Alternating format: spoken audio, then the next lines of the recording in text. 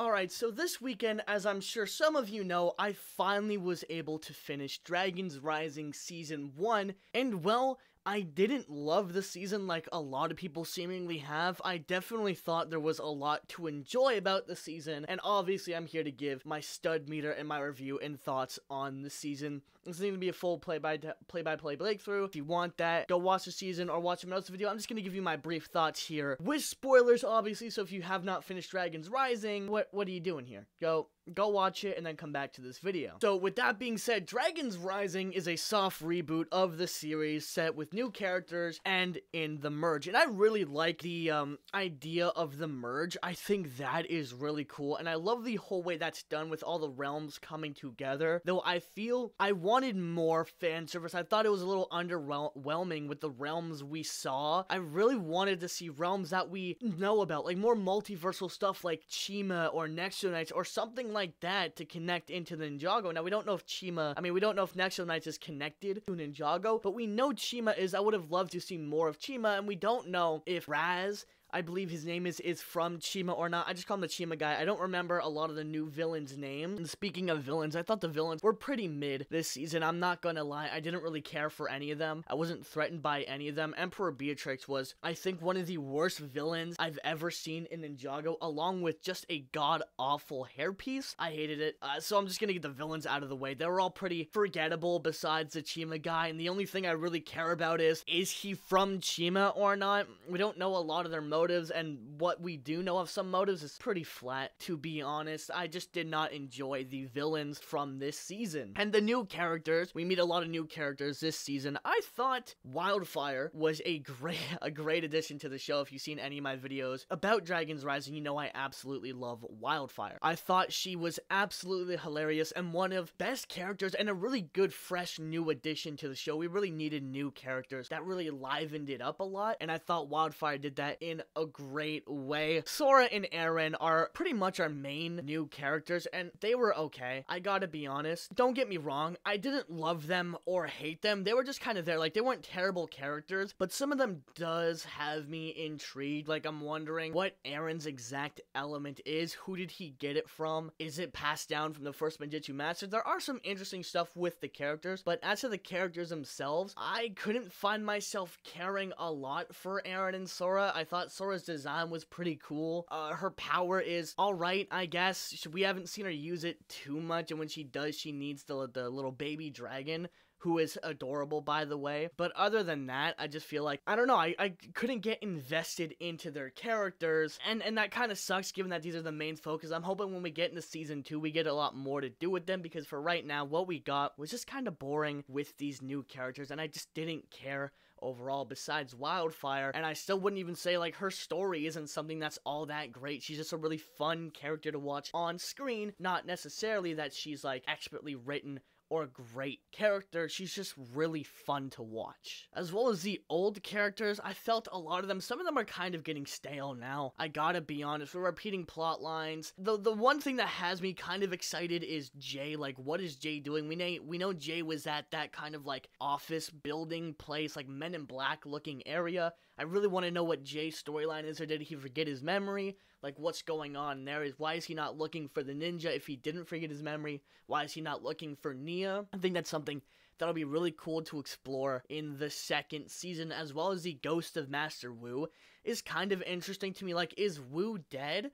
Or is he like a spirit caught in between the merge? We know we heard something about people caught in between the merge and, like, dangerous areas of it. I'm not quite sure. It was kind of like a throwaway line, kind of hinting towards where Eren's parents might be. That's another kind of interesting plot, is Eren's parents and, like, Pixel and everything. I really love the idea that there's so much to discover in the merge and in the world of the merge that it still does have me excited for future seasons, even though I find the characters to be a little flat or a little repetitive at this point. I think Kai was really great this season. Kai had a great story. We got to see Kai become a sensei and a master. We really got to see how Kai has grown up from the pilot episode, and I thought that was something that was really great. Lloyd, Nia, and Zane were honestly more so of the same as they are in every other season. A little bit more of, like, a sensei kind of role with Lloyd.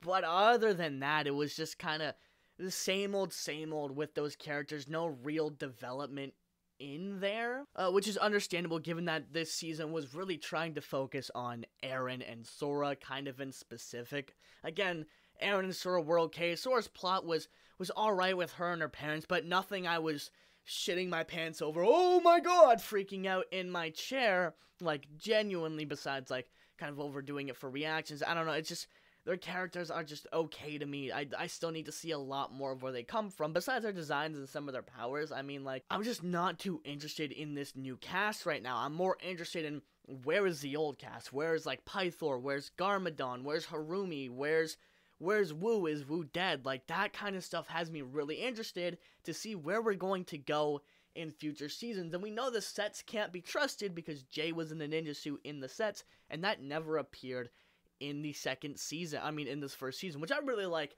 that, like, the sets aren't going to spell out the plot for us. We still have a lot to figure out. In terms of my excitement for season 2, I would say I'm still pretty excited. Like, don't get me wrong, this season wasn't as bad as some of the other seasons we got, especially not as bad as Crystallized, but I don't think that this was the best season ever, and people saying that this had the best finale ever, I have to wholeheartedly disagree with that. Like, again, I think we definitely had a solid season here, definitely not bad or terrible, but it felt like more of a plain and average Ninjago season, but with really cool concepts mixed in. Again, I think the merge is so cool, and I think what they might be able to do with the merge in the future and how they can push that forward is really cool. But in terms of season 1, this was definitely just a lot of setup for what they want to do with this whole merged area with the dragons, the source dragon, all that kind of stuff was just kind of a lot of setup to me that makes me more excited for the future than excited in the moment. And I hate to go back and keep backtracking, but again, on my thoughts on the finale is this is nowhere near, for me, the best season finale ever. I still think that goes to either Skybound or Seabound. I think both of those seasons have amazing season finales, as well as Sons of Garmadon. Like, I don't think Dragon's Rising even makes the top 5 of best season finales, let alone the best season finale, but it was still a decent season finale. It set up some really great stuff for season 2, and I think that's what I can mainly say about the season. It was really great setup for season 2 and a great introduction to these characters, but I still don't care enough about these characters to fully root for them. I'm still rooting for my OG ninja, and I don't think these characters are at a point where I can see them replacing the ninja and becoming the main focus of this series, but I'm hoping that we can get there eventually with Eren and Sora and pushing their plot forward. I think Eren has the potential to have a really great story in finding his parents and finding his family within the merge, kind of paralleling young Lloyd trying to find a family when there is none. And I think that's going to be something really interesting to watch play out in these next couple seasons. So to wrap it all up, I think Dragon's Rising was a fun ride full of great moments and great setup with some interesting characters and phenomenal animation and music, by the way, which I forgot to bring up. The animation and music this season was really, really good, especially in the music department.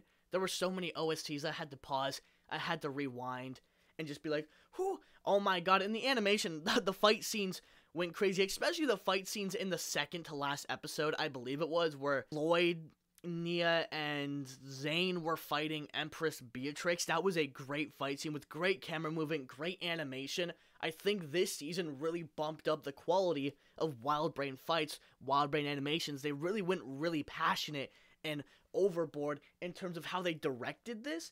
But again, in terms of, like, just the overall story, I feel like there could have been a lot more here, and this was a lot more on the setup end. So I would have to give Ninjago Dragon's Rising a blue on the stud meter. Again, not the worst, but definitely not the best. Not a silver, but not a purple. A solid season that definitely can set up more for the future. Again, I really enjoyed it. But that is it for me. I want to hear it from you guys now. Let me know down below what you thought of Dragon's Rising Season 1, and what are you excited for, more so, in the second season of Dragon's Rising. I'm really hoping for some more Chima stuff, and I want to know, is Wu dead or not?